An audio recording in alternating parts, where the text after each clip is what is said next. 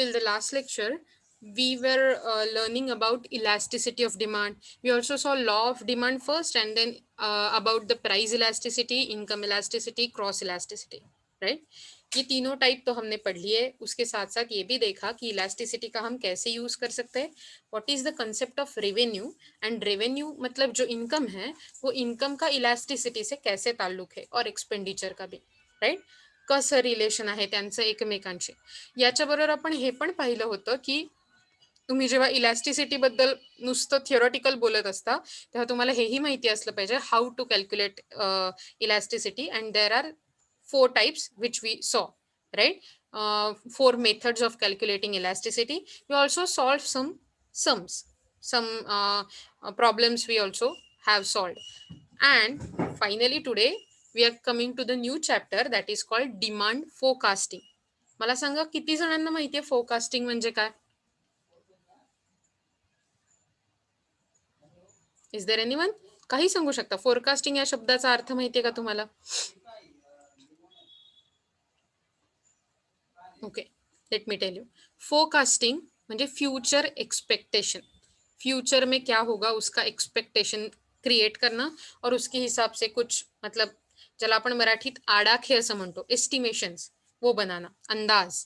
Okay, सो हर एक का अपना अपना अंदाज होता है. वैसे ही डिमांड कैसे होगी फ्यूचर में इसका अंदाज बनाना. लेकिन अपना अपना अंदाज तो नॉर्मल लाईफ में होता है, लेकिन असं आपलं आपलं मनाने ठरवलं तर ते कितपत सत्य होऊ शकतं.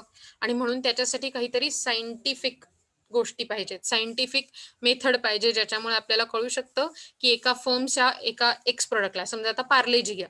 ओके, सो पार्लेजीला पुढच्या 3 महिन्यात किती डिमांड येईल, पुढच्या आठवड्यात किती डिमांड येईल, पुढच्या 3 वर्षात किती डिमांड येईल. सो इट्स लाईक त्या टाइम पिरियड पण आहे, शॉर्ट टर्म, लॉंग टर्म, कशी आणि किती डिमांड फिरेल, सॉरी, सो हे चेक करायचं असतं. ओके, सो तुमच्या लक्षात येत आहे ओव्हरऑल आपला अख्खा चॅप्टर डिमांड कशी फोरकास्ट करायची, त्याच्या मेथड्स काय, त्याचे फीचर्स काय, मे बी त्याच्या स्टेप्स काय, असं ह्या सगळ्या भोवती रिव्हॉल्व्ह होणार आहे. Okay, are you there with me? नवीन काहीतरी वेगळं शिकूया, थोडंसं प्रॅक्टिकल पद्धतीने शिकूया, बुकिश पद्धतीने नको, कारण ते बोरिंग होऊ शकतं. चालणार आहे तुम्हाला? तुम्हाला माझा आवाज ऐकू येतोय रे? पहिली गोष्ट. हो मॅम, चालेल. ओके, तुम्हाला Yes, ma'am. येस, तसं Yes, काय ma'am. म्हणजे आपल्याला काही ऑप्शन पण नसतो ना तसं चालेल म्हणण्यापेक्षा. विद्यार्थ्यांचा तसा तो प्रॉब्लेम आपल्याला म्हणता येतो की मी पण तरी लेट्स सी की आपल्याला एक ही व्हिडिओ डिमांड फोरकास्टिंगची गरज आणि कशाबद्दल काय सांगते ते. Okay, The only topic of this course is definitions. Let's meet Daniel.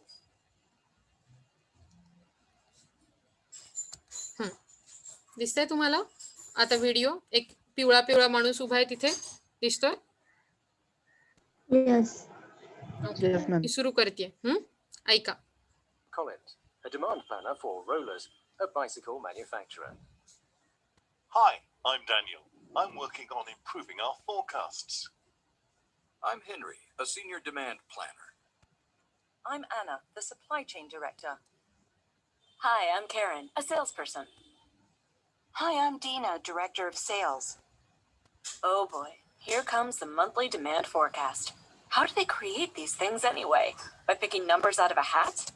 सो ही जी एक फोरकास्टर आहे किंवा जी सेल्स पर्सन आहे मे बी, तर तिला असा प्रश्न पडलाय की कसं काय डिमांड फोरकास्ट करत असेल, कसं ठरवत असतील की पुढच्या आठवड्यात 200 किलो पार्लेजी लागेल, 200 पॅकेट्स पार्लेजी लागेल, पुढच्या 3 महिन्याच्या काळात 300 किलो गहू लागेल. हे कसं, तो एक्झॅक्ट नंबर कसा काढताय, आणि त्यालाच डिमांड फोरकास्टिंग असं म्हणतात. मग तिच्या मनात असं विचारायला कोणीतरी असे चिठ्ठ्या जमवत आहेत का, आणि एक अशी चिठ्ठी काढली, ओके ह्या चिठ्ठीवर 400 पॅकेट्स आले, सो पार्लेजीची 400 पॅकेट्स विकत जातील. उद्या जर समजा चिठ्ठी काढली तर 1000 पॅकेट्सची येईल, सो 1000 प्रोड्यूस करा, असं असतं का ते? नाही, it's a very scientific method. Easy, Karen. Forecasting isn't easy to do.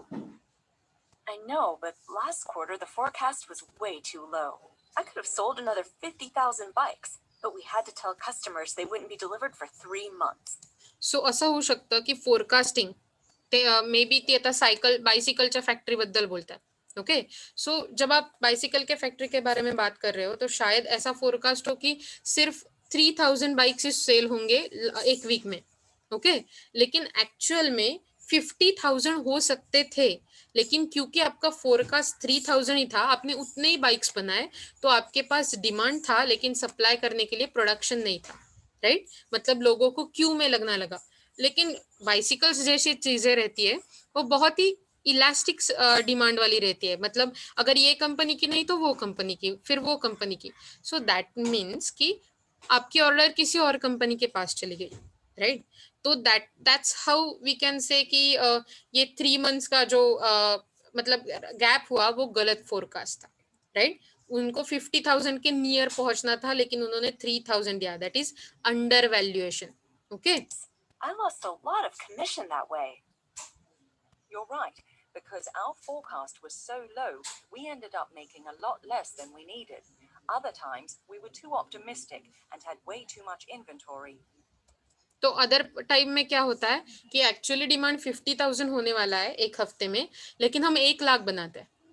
That means आप ओवर वैल्यूएशन कर रहे हो डिमांड का। और इसके साथ क्या होता है, फिर ओवर प्रोडक्शन होता है कंट्री में, मतलब ज्यादा साइकिलें बनती है, और अगर ज्यादा है तो उनकी कीमत कम हो जाती है। तो अगर सप्लाई बढ़ा तो प्राइस छोटी, राइट? क्योंकि ज्यादा सप्लाई मार्केट में है। तो that's what you must know कि इसीलिए डिमांड फोकस जरूरी है एग्जैक्ट, ओके? ज्यादा है तो मतलब ज्यादा किया फोरकास्ट एक्चुअल से, ओवर वैल्यूएशन किया डिमांड फोरकास्ट का, तो सिंपली हो जाएगा कि आपको बहुत लॉस झेलना पड़ेगा। अगर कम हुआ तो भी लॉस झेलना पड़ेगा। तो प्रॉफिट मिलाने का सिर्फ एक ही तरीका है, do better demand forecasting, okay? Yeah, and we had to sell at a big discount. Or even worse, we even had to scrap some. But don't worry, guys. Daniel's first priority is improving our forecast. Daniel, I'll take you through forecasting, and then it will be up to you to make improvements. In this course, Daniel Okay, so let's stop here and continue with our own PPT. So demand forecast का जरूरी है, कारण under आणि over valuation of demand may lead to huge losses for company and will harm the survival of a company. Okay, let's see. An organization faces several internal and external risks such as high competition, failure of technology, labor unrest, inflation, recession and change of government law. So ये सब जो चीजें है external risk जैसी कि competition बढ़ना, हम जो टेक्नोलॉजी यूज कर रहे हैं उसका फेल्यूर होना। एक बहुत अच्छा एग्जांपल है नोकिया का। अच्छी टेक्नोलॉजी थी, अच्छे कॉल्स हो रहे थे, मैसेज हो रहे थे, गेम्स भी चल रहे थे, लेकिन जैसे ही एंड्रॉयड की टेक्नोलॉजी आ गई मार्केट में, नोकिया के वो फोन्स थोड़ा पीछे पीछे रहने लगे। That is a failure of technology. Labour unrest मतलब कामगारांमध्ये अस्थिरता असणं, ओके? इन्फ्लेशन, प्राइजेस बढ़ना, रिसेशन, प्राइजेस एकदम से त्याला आपण काय म्हणतो कमी होऊन जाणं, किंवा मार्केटमध्ये लोकांच्या नोकऱ्या सुटणं, डिमांड कमी होणं, एकदम मंदीचा काळ येणं, okay? And change in government law, government के लॉ चेंज होणं। तो ये जो लॉज है उनकी वजह से आपका बिजनेस एक्चुअली रेगुलेट होता है। तो ये ऐसे बहुत सारे रिस्क होते हैं जो आपके बिजनेस के सर्वाइवल के लिए हार्म कर सकते हैं। Therefore, most of the business decisions of an organization are made under the condition of risk and uncertainty. तो जो भी डिसीजन आप ऑर्गेनाइजेशन के लिए लेते हो वो जनरली रिस्क के ऊपर बेस्ड रहते हैं, कुछ ना कुछ अनसर्टनिटी, थोड़ी अस्थिरता त्यात असतेच। An organization can lessen the adverse effect of risks by determining the demand or sales prospects for its product and service in future. तो ये ऑर्गेनाइजेशन है वो उसके वजह से होने वाले जो एडवर्स इफेक्ट्स है उनको कम कर सकता है। कैसे? थोड़ा फ्यूचर में क्या डिमांड होगा, कैसे हम सेल कर पाएंगे, इसका फ्यूचर का एस्टिमेशन लेकर, फोरकास्ट कर, okay? Demand forecasting is a systematic process that involves anticipating the demand for the product and services of an organization in the future under a set of uncontrollable competitive forces. So demand forecasting हे काय, एक systematic process आहे ज्यामध्ये आपण फ्युचरमध्ये काय demand असेल एका प्रोडक्टची किंवा सर्व्हिसेसची हे अँटिसिपेट करतो किंवा हे जाणून घेण्याचा प्रयत्न करतो त्या ऑर्गनायझेशनसाठी कारण जेव्हा आपल्या बिझनेसमध्ये काही कंट्रोलेबल सेट असतात, जसे की फॅक्टरी केवढी चालवायची, मशीन कधी ऑन करायचं, कधी ऑफ करायचं, हे सगळे कंट्रोलेबल इश्यू आहेत.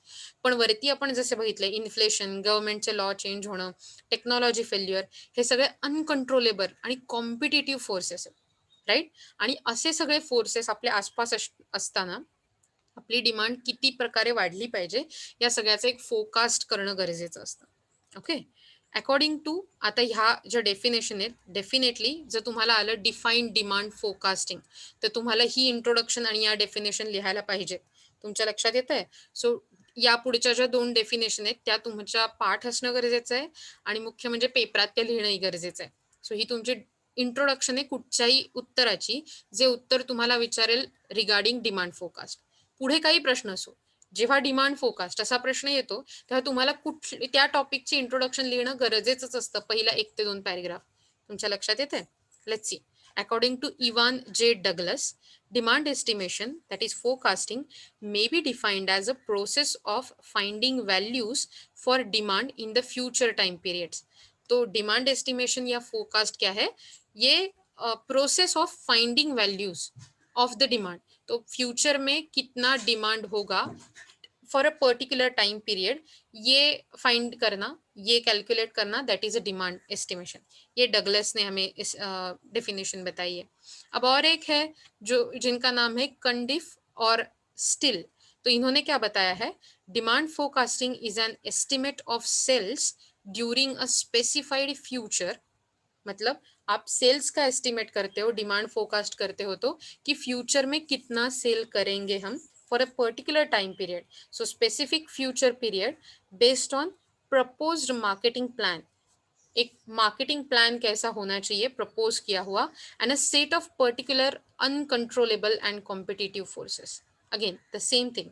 तो जब आपके सामने कुछ अनकंट्रोलेबल एनवायरमेंट्स हो, जैसे कि अभी कोविड में टूरिज्म के लिए और बहुत सारे सेक्टर के लिए बहुत प्रॉब्लम हुए, उनका जो धंधा था, उनके जो बिजनेसेस थे वो बहुत ही बंद पड़ गए या फिर बहुत टाइम के लिए बंद रहे थे. तो ऐसे टाइम में आपको कैसे आपका डिमांड फोरकास्ट करना चाहिए? अब अगर आप होटल चला रहे हो, लॉजिंग बोर्डिंग, तो आपको कैसे एंटिसिपेट करना चाहिए कि मेरे यहाँ कैसे लोग आएंगे, कब कितना डिमांड होगा रूम्स का. तो ये सब कैलकुलेट करना, that is a demand forecasting. आपको एक डेफिनेशंस होपफुली समझ में आए होंगे. So let's see the significance of demand forecasting. Okay, sorry. तो पहला वाला क्या है? Fulfilling objectives. ओके, ऑब्जेक्टिव्स मतलब गोल. कंपनी के गोल्स होते हैं, ऑर्गेनाइजेशन के गोल्स होते हैं, जैसे प्रॉफिट मैक्सिमाइज करना, कॉस्ट कम करना और ऐसे बहुत सारे. तो डिमांड फोरकास्ट का बहुत ज़्यादा इस्तेमाल, खूब खूब खूब जास्त उपयोग होतो. इस्तेमाल वो होता है कि आप ऑब्जेक्टिव्स फुलफिल करने के लिए लगा देते हो, उनके साथ जो वैल्यूज आते हैं वो. Okay, it implies that every business unit starts with certain pre decided objectives. प्रत्येक बिझनेससाठी एक प्री डिसाइडेड ऑब्जेक्टिव्ह असतं, जनरली प्रॉफिट मॅक्झिमायझेशनचं. Demand forecasting helps in fulfilling these objectives, goals, and organisation estimates the current demand. So generally क्या होता है, organisation है वो करंट डिमांड फोरकास्ट करता, करंट डिमांड एस्टिमेट करता है. आत्ता वर्तमानात प्रेझेंटमध्ये काय डिमांड चालू आहे for its product and services in the market and move forward to achieve the goals through the demand forecasting. आणि मग आत्ताची डिमांड कळल्यावर आपण म्हणू शकतो की ओके, आत्ता माझ्याकडे जर मी तांदूळ विकणारी आहे, ओके, आणि माझ्याकडे आत्ता जर 20 किलोचे तांदूळ डेली माझ्याकडून विकत घेतले जात आहेत, तर मे बी पुढच्या आठवड्याभर माझ्याकडून 20च किलोचे तांदूळ घेतले जाते. ओके, पण मे बी जर सण उत्सवाला अगर कुछ त्योहार आते हैं और मैं चावल बेचने वाली सेल्स पर्सन हूँ, तो at that time may be त्योहारों के लिए ज़्यादा पैसे, मतलब ज़्यादा पैसे का, ज़्यादा क्वांटिटी का चावल उठाया जाएगा मेरे शॉप से. तो उस टाइम मैं डिमांड फोरकास्ट कर सकती हूँ 30, 40, 50 केजीज का. सो इट मीन्स मेरा जो एक्सटर्नल एनवायरनमेंट है बिजनेस का और इंटरनल एनवायरनमेंट है, इसके हिसाब से मैं देख सकती हूँ कि मेरा कैसे चलेगा बिजनेस, कैसा होगा मेरा फोरकास्ट. ओके, और उसके हिसाब से मुझे कितने पैसे ज़्यादा मिलेंगे, क्या मुझे अच्छा प्रॉफिट मिलेगा. तो अगर मुझे पता चलता है कि कल लोग ज़्यादा चावल लेने के लिए आने ही आने वाले हैं, तो मैं क्या करूँगी, आज अगर 1 किलोग्राम की प्राइस 20 रुपए है, तो मैं कल 22, 25, 26 को बेचूंगी. तो कल ज्यादा भी बेचा जाएगा और ज्यादा प्राइस में भी बेचा जाएगा। इसका मतलब है आप ज्यादा प्रॉफिट कमाओगे। So fulfilling your objectives. For example, an organization has set a target of selling 50,000 units of product. Okay? 50,000 product विकायचे एका ऑर्गनायझेशनला. In such case organisation would perform demand forecasting for its product. त्या प्रोडक्टसाठी demand forecast केला जातो. If the demand for the organization's product is low, the organization would take corrective action. जर असं दिसलं की डिमांड लो है, देन ऑर्गेनाइजेशन करेक्टिव एक्शंस लेता है, जो एक्शंस उसको डिमांड बढ़ाने के लिए हेल्पफुल हो, so that the set objectives can be achieve. तो ये जो सेट ऑब्जेक्टिव्स होंगे वो अचीव हो सकते हैं. तुम्हाला समजता है? पहला मुद्दा फुलफिलिंग ऑब्जेक्टिव्स. दूसरा मुद्दा है preparing the budget. It plays demand forecasting. Okay, it plays crucial role in making budgets by estimating cost and expected revenue. So जो आपका डिमांड फोरकास्ट है उसके हिसाब से आपको पता चलता है कि मुझे कितना प्रोडक्शन बनाना पड़ेगा, और अगर प्रोडक्शन उतना क्रिएट करना है तो वो प्रोडक्शन वो प्रोड्यूस है उसके लिए मुझे क्या कॉस्ट लगेंगे, उसके हिसाब से मुझे कितने इनकम मिलेगा.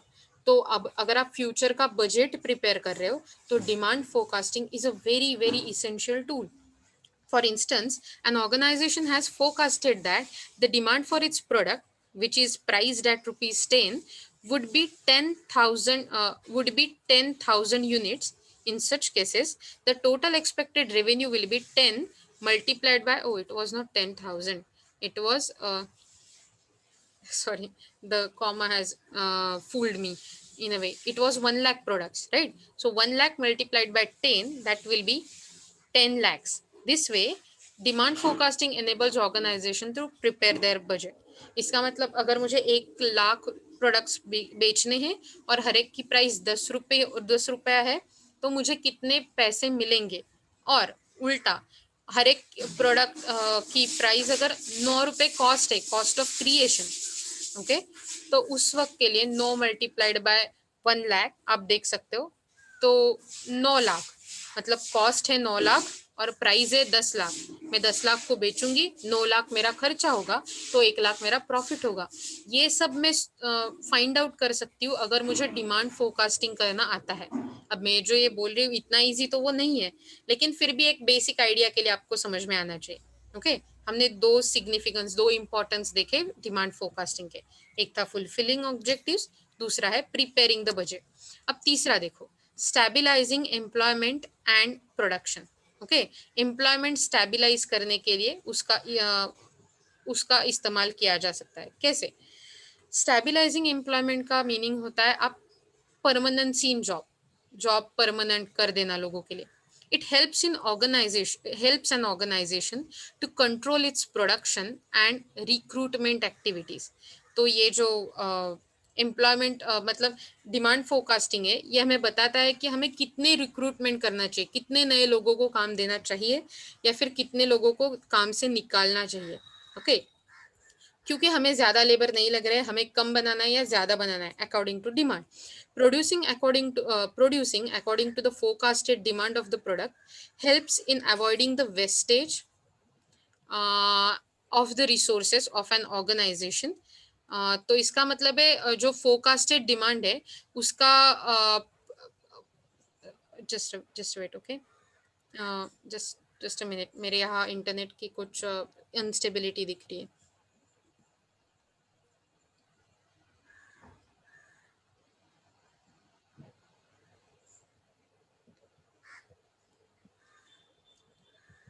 Yeah, am I visible to you? मी तुम्हाला दिसते का त्या कोपऱ्यात आणि माझा आवाज येतोय का? Yes ma'am. ओके, सो जेव्हा तुम्ही थँक्यू. सो जेव्हा तुम्ही प्रोड्यूस करत असता तेव्हा as per the forecasted demand, म्हणजे तुम्ही जे डिमांड फोरकास्ट केले त्याच्याप्रमाणे, तर तुम्ही काय करता, तुमचे जे जे रिसोर्सेस कामाला लावलेले असता, जो भी रिसोर्सेस आप यूज कर रहे हो प्रोडक्शन के लिए, उनका वेस्टेज कम कर सकते हैं. त्याचं जास्त खराबी नाही होत त्यांना, कारण आपल्याला जेवढं मार्केटमध्ये लागेल तेवढंच प्रोड्यूस करण्याची जास्त करेक्शन्स मिळतात, जेवढं करेक्टिव्ह ॲक्शन्स करता येतात. Okay, this further helps an organization to hire human resources according to the requirement. तो जितना रिक्वायर होगा उतना ही ह्यूमन रिसोर्सेस मतलब लेबरर्स को हायर करने की हमें अपॉर्चुनिटी मिलती है as a businessman. For example, if an organisation expects a rise in demand of its for its product, then it may opt for extra labour to fulfil the increase in demand. तो ये जो organisation है वो क्या करेगा, demand बढ़ाने के लिए, डिमांड इंक्रीज करने के लिए ऑप्ट करेगा कि ज्यादा लोगों को लिया जाए. ओके, समझ में आ रहा है? तो फर्स्टली हमने देखा फुलफिलिंग ऑब्जेक्टिव्स, दूसरा देखा प्रिपेयरिंग द बजट, और तीसरा देखा स्टेबलाइजिंग एम्प्लॉयमेंट एंड प्रोडक्शन. तो अभी के लिए हम डिमांड फोरकास्टिंग देख रहे हैं. डिमांड फोरकास्टिंग क्या है वो देख रहे हैं, और अभी हमने 3 सिग्निफिकेंस या 3 इंपॉर्टेंस के पॉइंट देखे डिमांड फोरकास्टिंग के. Okay, let's go to the next one. Let's see the fourth one. Expanding organization. It implies that, मतलब demand forecasting implies that demand forecasting helps in deciding about expansion of business of organization. तो जो भी business चल रहा है, तो अगर आपको फ्यूचर के बारे में पता चले कि दोनों टाइप से पता चलता है कि अगर मेरा डिमांड बढ़ने वाला है मेरे प्रोडक्ट के लिए, तो मैं डेफिनेटली ज़्यादा वर्कर्स हायर करूँगी, ज़्यादा मशीनरी में इन्वेस्ट करूँगी, और फिर क्या हो जाएगा, मेरा कैपेसिटी बढ़ेगा. कैपेसिटी बिल्डिंग होने के कारण मैं उतना प्रोड्यूस कर पाऊंगी, मार्केट में जाएगा, मेरा फायदा होगा, मेरा बिजनेस एक्सपांड होगा. अगर ऐसा होता है कि मुझे दिख रहा है डिमांड फोरकास्ट में कि मेरा फ्यूचर डिमांड कम होने वाला है, तो भी ये फायदेमंद है, क्योंकि अगर ये कम होने वाला है तो क्यों कम हो रहा है या फिर क्यों कम होने वाला है ये भी मैं पता कर सकती हूँ. और जो भी खामी है, जो भी डिस्पेरिटी है, जो भी प्रॉब्लम है, उसके अगेंस्ट जाकर मैं सिंपली क्या कर दूंगी, मैं अपना बिहेवियर, अपना इन द सेंस बिजनेस का बिहेवियर चेंज करूंगी और जो प्रॉब्लम्स है वो सॉल्व कर दूंगी, फिर मेरा डिमांड बढ़ेगा. राइट, इसका मतलब मुझे जो भी डिमांड फोरकास्टिंग से वैल्यूएशंस आते हैं, जो भी नंबर मिलता है डिमांड का, फ्यूचर डिमांड का, वो बहुत ही काम आता है मेरे बिजनेस एक्सपांशन में. okay, if the expected demand for the product is higher, then the organization may plan to expand further. On the other hand, if the demand for product is expected to fall, कमी होण्याचं expect केलं demand, the organization may cut down the investment in the business. तो organisation क्या करेगा, investment cut down कर देगा, कम कर देगा. Next one is taking management decisions.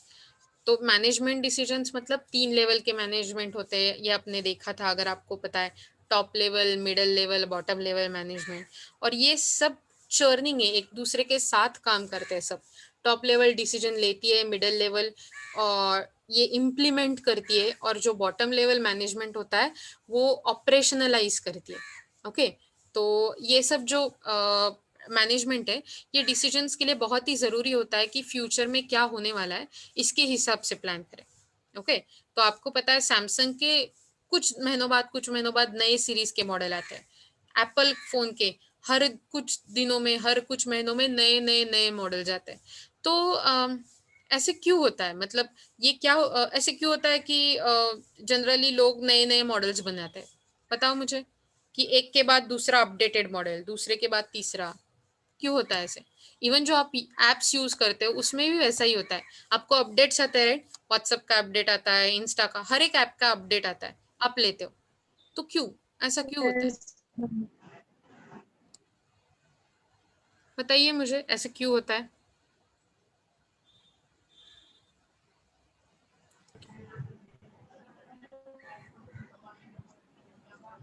क्योंकि लोगों को यस,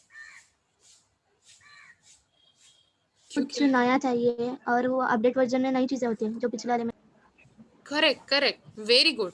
लोगों को हमेशा कुछ नया चाहिए होता है, और ये जो लोगों की टेस्ट होती है, हैबिट्स होती है, उसके हिसाब से लोगों की डिमांड चेंज होती रहती है.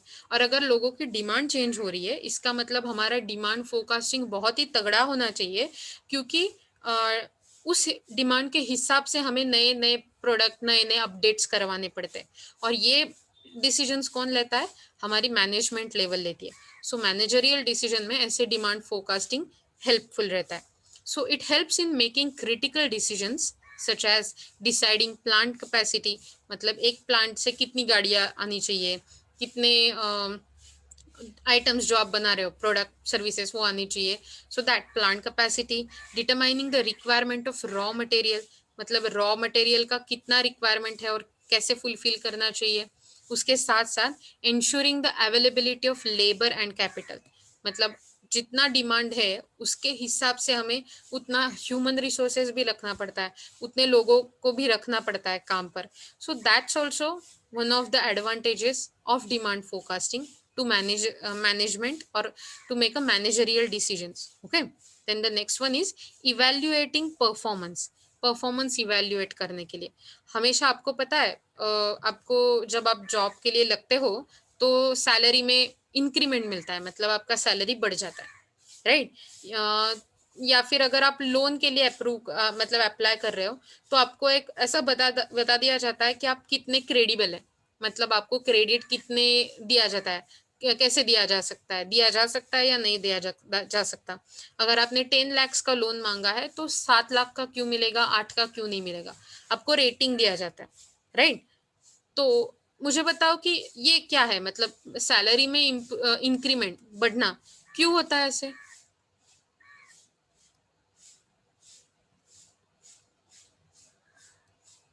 क्यों बढ़ते हैं, मतलब एक बार फिर से मैम एक बार फिर से एक्सप्लेन करो.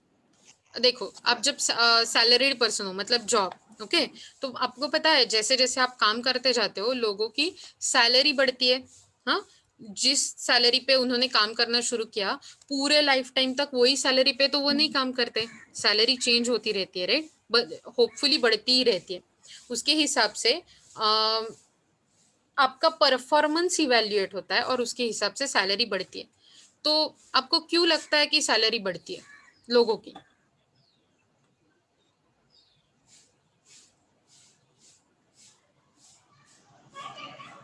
पता है? क्योंकि महंगाई भी बढ़ती है और फिर उन लोगों को हमें अपनी कंपनी में रखना होता है क्योंकि वो आ जा सकते. करेक्ट. तो ये दोनों रीजंस बहुत ही करेक्ट है कि महंगाई तो बढ़ रही है और जो लोग अभी के लिए ट्रेंड है, काम कर रहे हैं, उनको भी यहाँ पर काम के लिए रखना है. और उसके साथ साथ क्या होता है पता है, वो जो काम करने लगते हैं ना वो बहुत टाइम के लिए काम कर रहे हैं, जैसे 1 महीना, 2 महीने, 4 साल असे, तर मग ते इतक्या वर्षांसाठी काम करतायत की ते एकदम एक्सपर्ट होऊन जातात काम करण्यात, वो बहुत ही एक्सपर्ट बन जाते हैं. तो उनका क्या होता है, परफॉर्मेंस है ना बढ़ जाता है काम में. अगर पहले एक इंसान 1 घंटे में 1 डॉक्यूमेंट बना लेता था तो अब एक्सपीरियंस की वजह से एक वही इंसान 1 घंटे में 4 डॉक्यूमेंट बना लेता है. इसका मतलब है उसका परफॉर्मेंस बढ़ गया. और ये सिर्फ डॉक्यूमेंट या फिर इंसान के बारे में, मतलब जो वर्कर है उसके ही बारे में नहीं होता, लेकिन उसके साथ साथ आपके प्रोडक्ट की क्वालिटी के बारे में भी होता है. जैसे जैसे आप प्रोडक्शन में एक्सपीरियंस्ड हो जाते हो वैसे वैसे आपके प्रोडक्ट की क्वालिटी सुधर जाती है. एंड इसीलिए हमें परफॉर्मेंस देखना पड़ता है कि मैंने एक प्रोडक्ट अगर मार्केट में डाला तो वो कैसे परफॉर्म कर रहा है, लोग क्या उसे खरीद रहे हैं या नहीं खरीद रहे, क्या मैं अगर इसके बारे में और कुछ मतलब एक्स्ट्रा डाल दूं ये प्रोडक्ट में तो क्या वो लोग लेंगे या नहीं लेंगे. तो ये जो है it helps in marketing correction, demand forecasting. Market में कैसे चल रहा है उसके हिसाब से मार्केट करेक्शंस के लिए बहुत ही हेल्प करता है. For example, if the demand for an organisation product is less, मतलब एक ऑर्गेनाइजेशन के लिए प्रोडक्ट के लिए डिमांड बहुत कम है, then it may take a corrective actions and improve the level of demand by enhancing the quality of its product and spending more on advertisement. तो ये डिमांड कम है, ये प्रॉब्लम सुधारने के लिए वो क्या करेंगे, पहले तो अपने प्रोडक्ट का क्वालिटी सुधारेंगे, उसके लिए बहुत अच्छे से इन्वेस्ट करेंगे, अच्छा प्लान करेंगे, अच्छे करेक्टिव एक्शंस लेंगे और उसके साथ साथ ये प्रोडक्ट का एडवर्टाइजिंग भी सुधारेंगे, मतलब थोड़ा ज़्यादा एडवर्टाइजिंग पे ध्यान देंगे. Okay, so that's how demand forecasting helps us to evaluate the performance and improve the future profitability. Okay, and the last one is helping government. तो गवर्नमेंट को भी डिमांड फोरकास्टिंग हेल्प करता है. अभी तक हमने सिर्फ बिजनेसेस के लिए देखा था कैसे हेल्पफुल होता है, लेकिन अभी हम देखने वाले हैं कि वो गवर्नमेंट को भी हेल्प करता है. So it enables the government to coordinate import and export activities and plan international trade. तो अगर आप इंटरनेशनल ट्रेड के ही बारे में बात कर रहे हो तो कैसे इंपोर्ट होने चाहिए, कैसे मतलब कितने होने चाहिए, इंपोर्ट मतलब बाहर से कंट्री में लाना प्रोडक्ट्स, और एक्सपोर्ट होने चाहिए मतलब बाहर बेचना, बाहर की कंट्री में। वो कितना होना चाहिए, एक्सपोर्ट कितने होने चाहिए, इंपोर्ट कितने होने चाहिए, ताकि हमारा फायदा हो इंटरनेशनल ट्रेड में। ये सब जो चीज़ें हैं ना, ये सब चीज़ें हमें कौन बताता है, डिमांड फोरकास्टिंग बताता है। तो जैसे बजटिंग भी, गवर्नमेंट भी बजट बनाता है तो उनके लिए भी हेल्पफुल होता है। गवर्नमेंट के भी मैनेजरियल डिसीजंस होते हैं तो वो भी थ्रू डिमांड फोरकास्टिंग लिए जाते हैं। इसे हम शायद कह सकते हैं cost benefit analysis, impact analysis, ऐसी बहुत सारी चीज़ें जो डिमांड फोरकास्टिंग के साथ आती है, और आपकी जो एक्टिविटी है वो फ्यूचर में भी कितना प्रोडक्टिव और प्रॉफिटेबल रहेगी, उसके लिए हमें क्या करना चाहिए इसके बारे में बताती है। ओके, तो हमने आज अभी के लिए ये लेक्चर में क्या क्या किया एक बार फिर से मतलब देख लेते हैं। तो हमने क्या किया, डिमांड फोरकास्टिंग क्या है और उसके डेफिनेशंस क्या है इसके बारे में पढ़ा। एक डगलस का डेफिनेशन था, एक स्टील का डेफिनेशन था। उसके बाद हमने देखा कि सिग्निफिकेंस के 6 पॉइंट कौन से हैं, fulfilling objectives, preparing budgets, stabilising employment and production, helps government for import export at international trade, it helps in evaluating performance, it helps to take managerial decision, and it helps to expand the organization। तो ये सारी चीजें जो आपको importance of demand forecasting या फिर significance of demand forecasting के under आती है। Okay, so are you there with me? जो हमने देखा, तो अभी के लिए हम यहाँ पर रुक जाते हैं क्योंकि मुझे आपको अटेंडेंस शीट देना है, और उसके बाद हम फिर से शुरू करेंगे।